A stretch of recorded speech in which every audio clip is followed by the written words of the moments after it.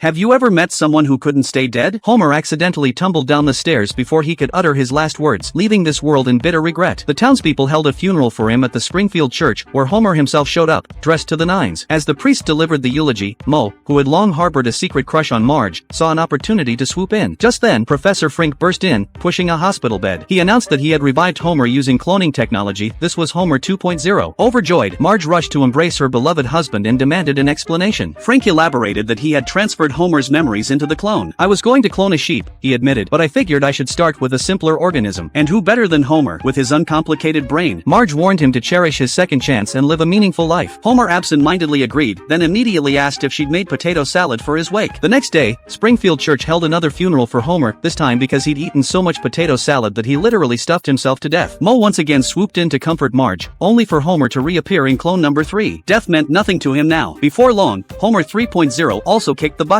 Homer 4.0 stumbled into the afterlife, defeated by his own stupidity. Moe remained by Marge's side, hoping to win her over until Homer 5.0 was activated, only to be electrocuted while grabbing bread. Yet another Homer instantly took his place. Years flew by. Bart and Lisa grew into adults while Homer kept dying in increasingly absurd ways, like paralyzing himself in a hiking accident. When the doctor forbade solid food for 2 weeks, Homer panicked, ripped out his fork, and rushed to the supermarket. Reaching for a snack on the top shelf, Homer number 73 met his end. 30 years later, the priest was still delivering Homer's eulogy. Bart now had 2 kids, and Lisa had married Hugh. Even cremation was handled by robots. Moe, now in his 60s, stubbornly refused to give up until he finally snapped, hurling insults at Marge instead of flowers. Then Professor Frink reappeared with grim news. Homer couldn't be revived anymore. The crowd gasped. Moe instantly regretted his outburst. But Frink clarified, Homer wasn't completely gone. I downloaded his consciousness into this USB drive. Suddenly, Homer's face appeared on the TV screen, demanding to know where his body was. Frink explained, you used them all up. From now on, the screen is your face, enjoy. Delighted, Homer started playing around on the display. Marge, however, had had enough. To celebrate Homer's digital resurrection, the family threw a party. TV Homer even played hide-and-seek with Bart's kids, popping between screens while they laughed. Marge grumbled about staying faithful for 35 years, only to end up married to a face on a TV. Homer retorted that he wasn't having fun either, before immediately getting distracted by a candy-eating game. Meanwhile, Hugh and Lisa's marriage was strained, their conversations limited to complaints about squirrels eating birdseed. When Homer overloaded and crashed from overeating, he begged Marge to reboot him. She finally snapped. I'm throwing you out, she yelled. Go live with your good-for-nothing son. Bart protested his innocence, but Marge shot back. You've done nothing for 30 years. You two deserve each other. With that, she yanked out the USB and handed it to Bart.